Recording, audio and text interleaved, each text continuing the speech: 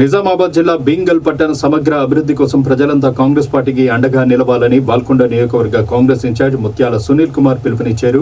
ఈ మేరకు బీంగల్లో పార్టీ శ్రేణులతో కలిసి మీడియా సమావేశం నిర్వహించి ఆయన మాట్లాడుతూ పట్టణ సుందరీకరణ మరియు మౌలిక వసతుల కల్పనకు కాంగ్రెస్ ప్రభుత్వం ప్రత్యేక నిధులు కేటాయిస్తోందని ఆయన తెలిపారు. ప్రజా సంక్షేమానికి తమ ప్రభుత్వం పెద్దపీట వేస్తోందని, ప్రతి పేదవాడికి పథకాలు అందుతున్నాయని గుర్తు చేశారు. మున్సిపల్ ఎన్నికల్లో కాంగ్రెస్ అభ్యర్థులను గెలిపిస్తే పట్టణాన్ని ఆదర్శంగా తీర్చిదిద్దుతామని ఆయన హామీ ఇచ్చారు. ఈ సమావేశంలో స్థానిక ప్రజాప్రతినిధులు, పార్టీ ముఖ్య నాయకులు మరియు కార్యకర్తలు పెద్ద సంఖ్యలో పాల్గొన్నారు.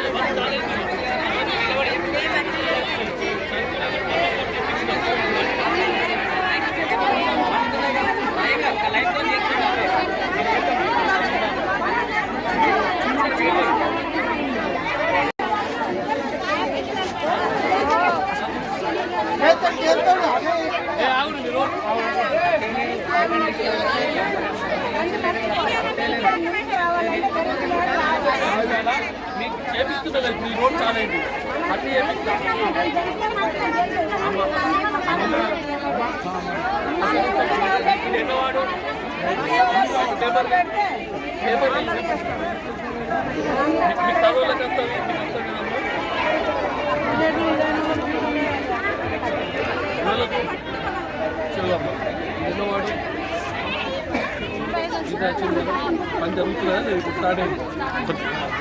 అన్ని వాళ్ళకి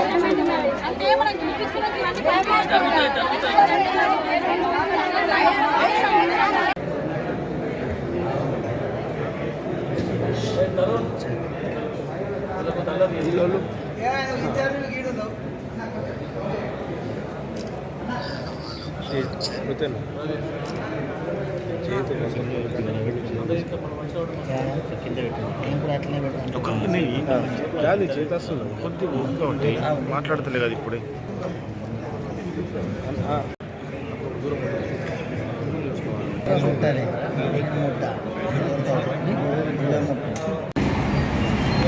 చాలా విషయాలు శ్రీ మహేష్ కుమార్ గారు ఎంతో కృషి చేసి మనకు కోర్టు మంజూరు చేసిన విషయం కూడా ప్రజలకు తెలుసు. మరి మీరు ఒక్కసారి ఆ విషయాన్ని వారి దృష్టి తీసుకోవాల్సి విజ్ఞప్తి చేస్తూ, మరి అదేవిధంగా మనందరం కూడా ఎంతో ఆరాధ్య దైవంగా భావించే లక్ష్మీ నరసింహస్వామి శ్రీ లింబాద్రిగుట్ట దగ్గర కూడా ప్రజల అవసర నిమిత్తం 4.5 కోట్ల గెస్ట్ హౌస్ కూడా ఆల్రెడీ మంజూరు చేయడం జరిగింది. టెండర్లు కూడా తుదిదశలో ఉన్నాయి. త్వరలోనే పనులు కూడా ప్రారంభమవుతాయి. మీ ద్వారా బీంగల్ పట్టణ ప్రజలు కోరుకుంటూ మరొకసారి 12 వార్డులు మా వార్డు సభ్యులందరూ కూడా ఒక్కసారి ఎన్నికలేసి మేము నెక్స్ట్ మీరు కనిపించేది వీళ్ళంతా మా 12 వార్డు సభ్యులు, వాళ్ళ భర్తలు వాళ్ళందరినీ కూడా మళ్ళా లేరు అని మీరు అంటారని ముందే గెలిపించాలని బీంగల్ పట్టణ ప్రజలకు కోరుతున్నారు. ధన్యవాదాలు.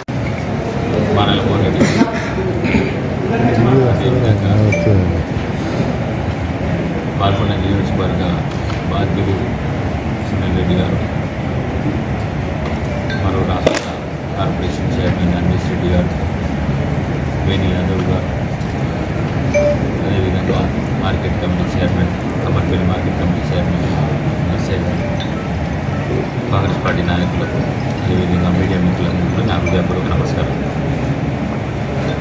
కాంగ్రెస్ పార్టీ అధికారంలోకి వచ్చిన తర్వాత గత 2 సంవత్సరాలలో ఏ విధమైన అభివృద్ధి కార్యక్రమాలు జరిగినాయి ఇప్పుడు మా సునీల్ రెడ్డి గారు చెప్పారు. ముఖ్యంగా సన్నబియ్యం ఇవాళ 3 రేషన్ కార్డులు మొత్తం 3,15,00,000 మంది సన్నబియ్యం వెళ్తున్నారు. ఈ సన్నబియ్యం ఆ రోజు ఎందుకు ఇవ్వాలి మరి ప్రశాంత్ రెడ్డి గారు, నేను ప్రశాంత్ రెడ్డి గారిని వాళ్ళ పార్టీని వాళ్ళ పాత ప్రభుత్వాన్ని అడుగుతున్నాను. ఆ రోజు మీరు సన్న బియ్యం ఎందుకు ఇవ్వలేదు? దొడ్డు బియ్యమే ఎందుకు ఇచ్చారు? మరి ఇవాళ కాంగ్రెస్ పార్టీ అధికారంలోకి వచ్చిన తర్వాత రేవంత్ రెడ్డి గారి నాయకత్వంలో సన్న బియ్యం ఇవాళ పేద వాళ్ళందరికీ కూడా సన్న బియ్యం తెప్పిస్తారు. సన్న బియ్యం ఎందుకు ఇవ్వలేదు? సన్న బియ్యం ఎలా ఇవ్వాల్సి వచ్చింది? ఇవాళ సన్న బియ్యం ఇవ్వడానికి మార్కెట్లో సన్న బియ్యం లేవు కాబట్టి రైతులను ప్రోత్సహించి సన్నవడ్లను వేసుకోవాలని ప్రోత్సహించి 500 రూపాయలు బోనస్ ఇచ్చి సన్నవడ్లను లేపించి ఇవాళ ప్రజలకు సన్న బియ్యం ఇస్తుంది.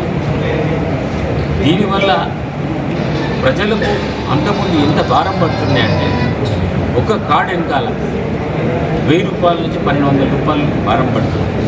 వాళ్ళు మార్కెట్లో పోయి కొనుక్కునేటప్పుడు ఈ దొడ్డు బియ్యాన్ని 10 రూపాయలకు అమ్మేసి మార్కెట్లో పోయి 40 రూపాయలకు 45 రూపాయలకు కొనుక్కునే పరిస్థితి.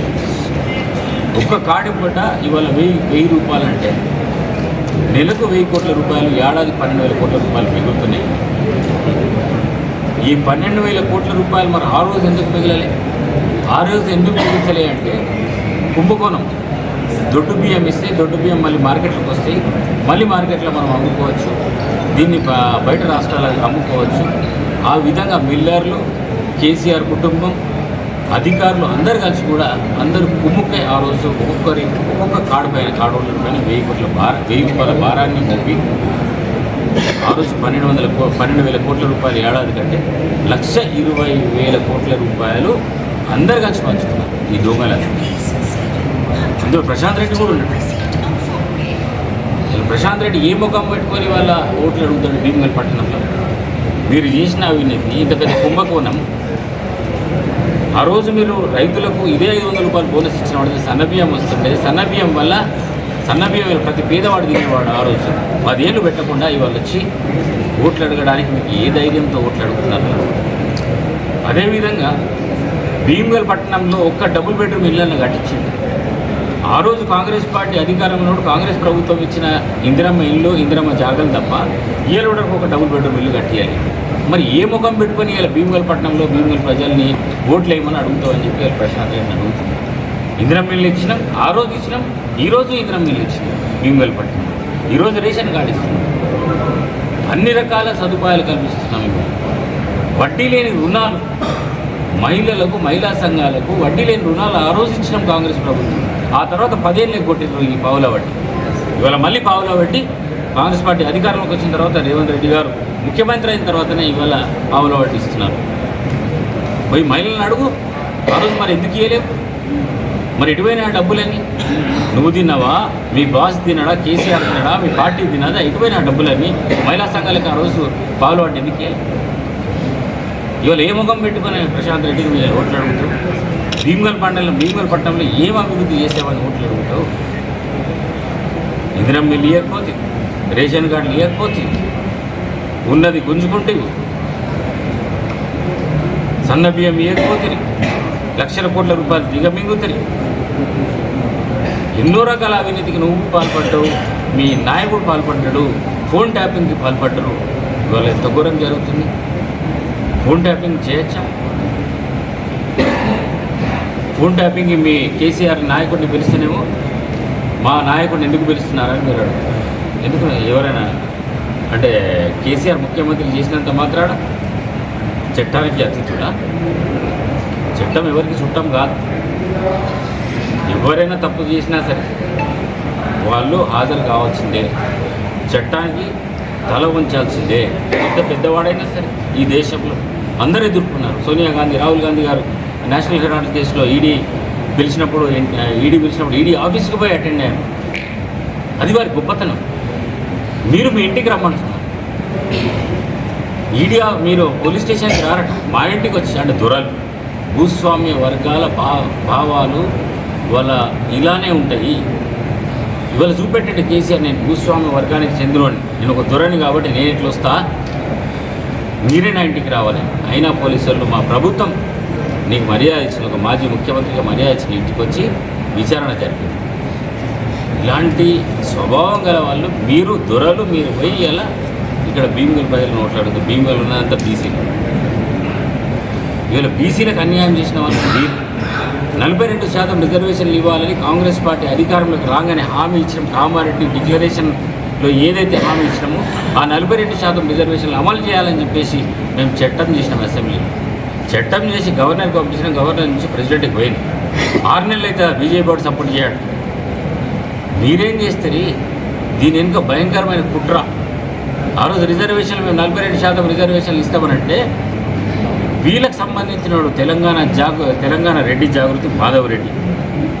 ఇక నేను చూపెడతా వీళ్ళ భాగవతం ఏం జరిగింది. మాధవ్ రెడ్డి తెలంగాణ రెడ్డి జాగృతి సభ్యుడు. ఈయననే హైకోర్టులో పిటిషన్ చేసిండు 42% రిజర్వేషన్లకు వ్యతిరేకంగా, బీసీలకు 42% రిజర్వేషన్లు మీరు ఇవ్వద్దని చెప్పి వ్యతిరేకంగా హైకోర్టులో పిటిషన్ వేసి బీసీల నోట్ల మట్టి కొట్టినోడికి ఇవాళ వాళ్ళ బీఫామ్ ఇచ్చింది, టీఆర్ఎస్ బీఫామ్. అది ఎక్కడంటే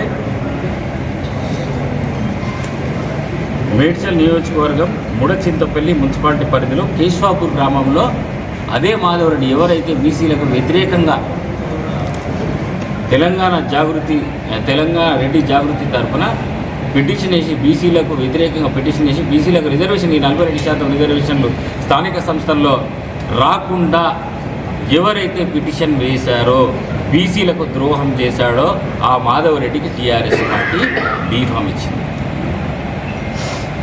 అంటే ఎవరేపించినట్టు ఇది?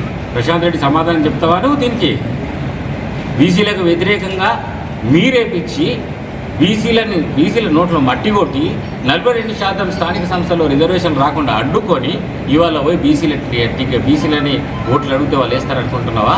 చెప్పులతో కొడతారు మేము. ఇదే టీఆర్ఎస్ నాయకుని ప్రశాంత్ రెడ్డిని, కేసీఆర్ని బీసీలందరూ చెప్పులు దండలు వేస్తారు. ఇంత అన్యాయం చేసిన మీరు ఇవాళ బీసీ మొత్తం కూడా ఈ భీమ్గల్ మండలం బీసీల మండలం. పట్టణంలో మొత్తం కూడా బీసీలు ఉంటారు. భీమ్గల్ పట్టణంలో అయితే ఇవాళ ఎన్నికలు ఎక్కడైతే జరుగుతున్నాయో 90% మంది బీసీలే ఉన్నారు. వీళ్ళు ఓట్లు వేస్తారా? పోయి అడుగు. మేమే వేయించినాం, మేము టికెట్ ఇచ్చినాం, మీ బీసీ ద్రోహికి ఇవాళ మాధవరెడ్డికి మేము టికెట్ ఇచ్చినామని చెప్పు. మసే చేస్తుంది. బీసీలకు ద్రోహం చేసే పార్టీకి ఇలా బీసీలు ఓట్లు వేస్తారా? ఎంత అన్యాయం! ఇలా ఎంతమంది బీసీల టికెట్లు పోయినాయి? 42% రిజర్వేషన్లు ఇస్తా అంటే ఇలా అఫీషియల్గా లీగల్గా వచ్చే రిజర్వేషన్ని మీరు మీ వల్ల, మీ పార్టీ నాయకుల వల్ల ఇవాళ బీసీలకు అఫీషియల్ రిజర్వేషన్స్ రాలేవు. కానీ కాంగ్రెస్ పార్టీ కట్టుబడి ఉంది, ఇచ్చిన హామీ కట్టుబడి ఉంది. ఇవాళ 56% టికెట్లు ఇచ్చినాము బీసీలకు. రాష్ట్ర వ్యాప్తంగా 56% బీసీలకు టికెట్లు ఇచ్చినాం. రిజర్వేషన్లు 33% ఉన్నా కానీ 56% బీఫామ్లు ఇచ్చినాం బీసీలకు. ఇవాళ నువ్వు ఏ ముఖం పెట్టుకొని నువ్వు అడుగుతావు? బీసీల దగ్గరికి పోయి నువ్వు నీ పార్టీకి ఓట్లు ఏమని ఎట్లా అడుగుతావు? ఇలా కాంగ్రెస్ పార్టీ నేను అడుగుతున్నది. ఇవాళ నేను ఒకటే విజ్ఞప్తి చేస్తున్నా ఇక్కడున్న బీసీలకు, భీమ్గల్ పట్టణంలో ఉన్న బీసీలకు నా విజ్ఞప్తి, టీఆర్ఎస్ పార్టీని తరిమి కొడితే తప్ప, ఈ టీఆర్ఎస్ పార్టీని భీమ్గల్ నుంచి తరిమి కొడితే తప్ప, ఈ రాష్ట్రం నుంచి తరిమి కొడితే తప్ప బీసీలకు న్యాయం జరగదు. కాబట్టి బీసీలకు నేను విజ్ఞప్తి చేస్తున్నా, టీఆర్ఎస్ పార్టీకి ఓటు వేయకండి. కాంగ్రెస్ పార్టీకి రేవంత్ రెడ్డి గారి నాయకత్వంలో జరుగుతున్న ఎన్నికలకు రెఫరెండంగానే మేము తీసుకుంటాం, మున్సిపాలిటీని గెలిపించుకుంటాం. ఇలా భీమ్గల్ మున్సిపల్ ప్రజలకు నేను ఒకటే విజ్ఞప్తి చేస్తున్నా, మీరందరూ కాంగ్రెస్ పార్టీని గెలిపించండి. కాంగ్రెస్ పార్టీ అధికారంలో ఉంది. ఇక్కడ డెవలప్మెంట్ జరగాలన్నా, అభివృద్ధి జరగాలన్నా కాంగ్రెస్ పార్టీకి ఓటేస్తే తప్పకుండా అభివృద్ధి జరుగుతుంది. మేము ఇక్కడున్న కాంగ్రెస్ పార్టీ నాయకులందరం కూడా సహకరిస్తామని సందర్భంగా తెలియజేస్తాం. సరే.